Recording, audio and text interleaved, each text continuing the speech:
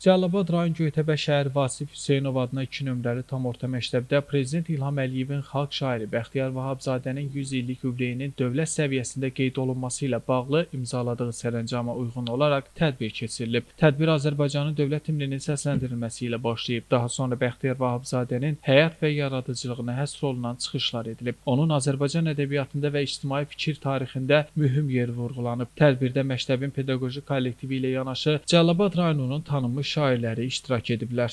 Bu gün bizim məktəbimizdə əlamətdar bir gün qeyd olunur. Ali Baş Komandanımız, dövlət başçımız İlham Əliyev bu ili Bəxtiyar Vahabzadənin 100 illiyi ilə əlaqədar olaraq sərəncam imzalamışdır. Bu da bizim məktəbimizdə tədbirlər planına uyğun olaraq növbəti tədbirimiz keçirilir. Bu tədbirdə möhtərəm qonaqlarımız, hörmətli yazarlarımız iştirak edirlər.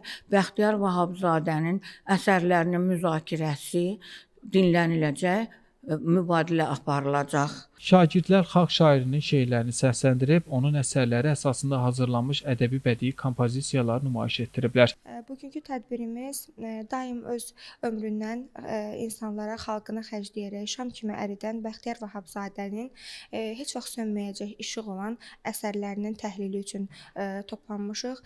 Bir müəllim kimi söz verirəm ki, daim işimin peşəkarı olaraq şairin şeirlərini, həyat və yaradıcılığını göz önündə tutaraq şagirdlərimdə bunu daima aşılayacağam və bu gün də müxtəlif əsərlərinin mübadiləsi, müzakirəsi düşünürəm ki, bütün alimlərimiz, fəlsəfi doktorlarımız və müəllimlərimiz, ziyalılar tərəfindən öz təsdiqini tapacaqdır.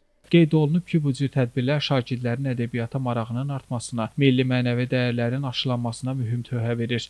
Bugünkü tədbirimizin başlıca səbəbi Bəxtiyar Vahabzadənin yaradıcılığına səyahət etmək, yaradıcılığında olan əsərləri təhlil eləmək, onun dünyasına, onun bədii dünyasına işıq salmaqdır və yaradıcılığında olan əsas qayəni şagirdlərə aşılamaqdır. Qeyd edək ki, Prezidentin sərəncamına əsasən Bəxtiyar Vahabzadənin 100 illik yubileyi ilə bağlı bu cür tədbirlərin ölkənin müxtəlif təhsil müəssisələrində keçirilməsi nəzərdə tutulur. Göytəpə şəhəri 2 nömrəli tam orta məktəbdə təşkil olunan tədbir də bu silsilənin tərkib hissəsidir. Qurban Vidadioğlu, İlqar Mustafayev, Həcər Həsənova bugün informasiya proqramı üçün.